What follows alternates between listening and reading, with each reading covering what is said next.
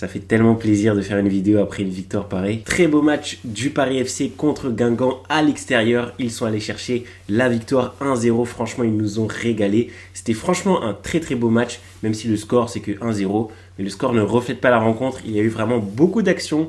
On a eu chaud par moments, mais on a également montré de très belles choses, à la fois défensivement et offensivement. Il y a beaucoup de joueurs du Paris FC dont je dois vous parler dans cette vidéo parce qu'ils ont fait un travail exceptionnel, un travail de qualité franchement. Comme on s'y attendait, le match n'a pas été facile. Franchement, je vous avoue, j'avais un peu peur avant la rencontre. J'avais quand même des doutes parce que Guingamp à domicile avec son public, ça peut être quelque chose. Et pourtant, nos joueurs l'ont fait et en plus avec la manière, ils ont eu plusieurs phases de domination dans ce match. Si on regarde les statistiques, on est sur 12 tirs pour le Paris FC contre 4 tirs pour Guingamp, dont 2 tirs cadrés pour le Paris FC et 1 tir cadré pour Guingamp. Et donc on termine cette 21e journée de Ligue 2 de la meilleure des manières. On peut franchement être très fiers de nous, puisque cette victoire nous permet de repasser deuxième du championnat, puisque Metz est allé faire une égalité à l'extérieur contre Bastia. Ça nous fait donc 2 victoires consécutives, espérons que ce soit le début d'une longue série et que ça nous porte chance pour le prochain match contre Pau ce vendredi. Bon, maintenant pour parler de cette rencontre, comment commencer cette vidéo sans parler de l'homme du match, Moustapha Mbo, qui nous a sorti une prestation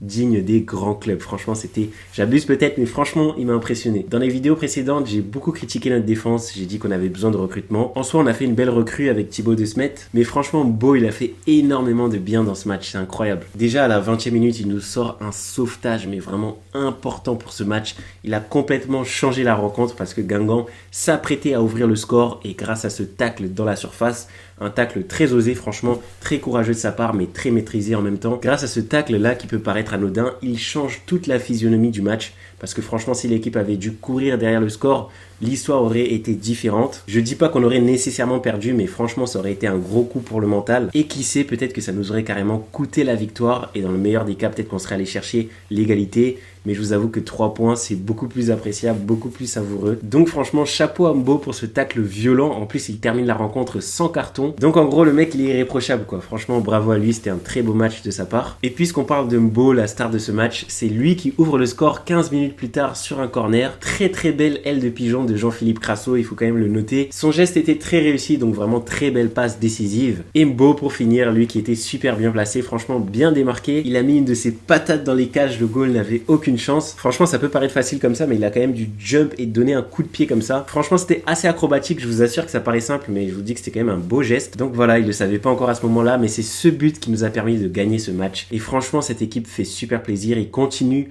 de me surprendre à chaque match, des fois en négatif, je vous avoue, mais aussi en positif, et ça fait plaisir. L'équipe s'entend vraiment bien, il y a des beaux automatismes, et ça s'est vu dans cette rencontre, ça a vraiment payé. Donc c'est aussi sûrement le travail du coach de Stéphane Guilly, qui a clairement un impact positif sur cette équipe. Si on continue comme ça, on a clairement la carrure pour monter en Ligue 1, et c'est tout ce que l'on souhaite à cette équipe. Donc on continue d'y croire, et on va accompagner cette équipe jusqu'au bout, j'espère. Sinon, on en parle de Marchetti, ou... Franchement, il m'a impressionné dans cette rencontre. Alors Maxime Lopez, comme d'habitude, exceptionnel, mais ça c'est pas nouveau, on sait qu'il est chaud, franchement il a peut-être manqué un petit peu de finition dans ce match, mais dans l'ensemble il a fait un très bon travail, franchement il porte cette équipe. Vous savez comment dans un effectif le milieu est hyper important même s'il est souvent sous-estimé, et là dans cette rencontre franchement notre milieu a brillé, surtout Maxime Lopez et Marchetti, mais attends, il te sort des frappes de loin, ça va sur la barre et tout. Franchement, j'ai senti qu'il avait la dalle dans ce match, il voulait vraiment mettre un but. Alors même si ça n'a pas payé, franchement, il faut le relever et il faut le féliciter, il faut qu'il continue comme ça. J'espère qu'il sera bien évidemment titularisé au prochain match et qu'il continuera à nous sortir de telles prestations. Parce que franchement, je vous dis sincèrement, il m'a beaucoup surpris dans ce match. Et voilà, je pense que c'est vraiment l'un des artisans de cette victoire. Il faut vraiment pas sous-estimer son apport, il a vraiment été important. Il était milieu défensif dans cette rencontre et pourtant, il a été très offensif. Et plusieurs fois, il a fait peur à Basilio, le gardien de Guingamp. Je pense qu'il a pas trop kiffé jouer contre Marchetti.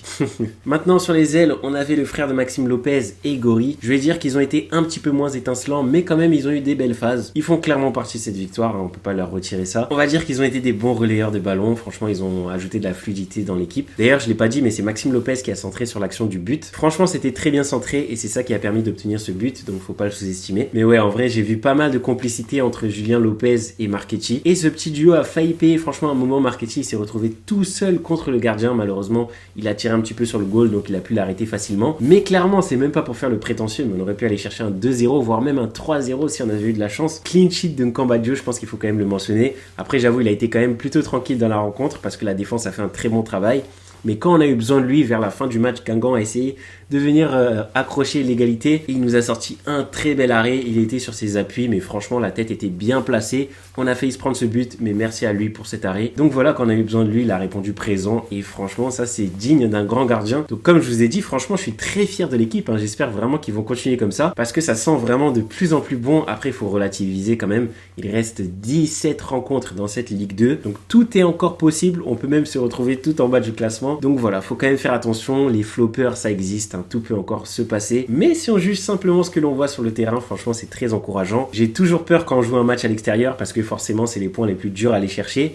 Et pourtant, ils sont allés chercher ces 3 points. Et je pense personnellement, et rappelez-vous bien de ces mots, que c'est ce genre de victoire qui va vraiment nous permettre de monter en Ligue 1. Ces 3 petits points-là qu'on est allé chercher à Guingamp dans leur stade, comme des battants, nous seront vraiment très utiles et très bénéfiques pour la suite de la saison. Non, franchement, notre défense dans ce match, j'ai l'impression qu'ils avaient vu mes vidéos parce qu'ils ont vraiment voulu me montrer que j'ai eu tort de les critiquer. Parce qu'il y a un autre joueur que j'ai pas mentionné, c'est Mathys Touraine. Mais attendez, vous avez vu son intervention dans la surface? Je sais pas ce qu'ils ont eu dans ce match à nous sortir des tacles comme ça dans la surface, qui sont de base très risqués parce que ça peut entraîner un penalty, je vous le rappelle. Mais bizarrement, dans cette rencontre, ils nous ont sorti des masterclass défensives. Et les 2 fois, ça a payé. Franchement, beaucoup de maîtrise et de savoir-faire de la part des défenseurs et de Mathys Touraine du coup. Donc comme je vous dis depuis le début de cette vidéo, ils m'ont impressionné. Ils m'ont fait ravaler mes mots, ils m'ont complètement donné tort à la défense. Parce que même si on a eu quand même pas mal de belles phases offensives, notre défense a quand même bien tenu le coup. Guingamp a eu des occasions, franchement dire le contraire ce serait mentir. Et je vais pas dire qu'on s'en sort bien, on s'en sort avec la manière. Notre défense a réussi à avorter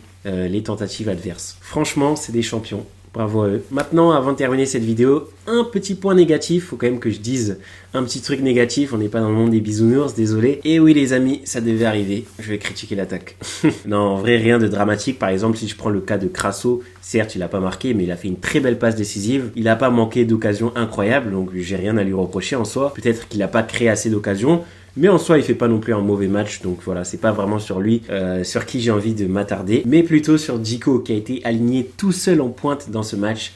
Et malheureusement, ça n'a pas payé. En fait, le truc qui m'a pas mal énervé dans cette rencontre, c'était avant l'ouverture du score, donc j'étais encore plus tendu. C'est le gros manqué de Djico devant les cages. Franchement, on aurait pu ouvrir le score sur ça. L'équipe avait très bien combiné juste avant au milieu de terrain et avec Gori sur l'aile. C'est ça que je vous dis, franchement, les automatismes, les passes comme ça, tiki-taka, franchement, c'est très beau à voir. Et ça fait très mal aux adversaires. On a pu comme ça casser les lignes défensives de Guingamp. Et malheureusement, Djico, il a pas pu mettre son pied. Alors, je sais pas s'il arrive trop tôt, trop tard. Je sais pas exactement ce qui s'est passé. Mais tout ce que je sais, c'est que s'il avait juste pu mettre son pied, franchement le goal n'aurait rien pu faire, il était beaucoup trop proche et ça aurait fait but. Heureusement ça nous a pas coûté la victoire, donc on peut souffler, mais clairement cette occasion manquée, ça aurait pu nous coûter très cher.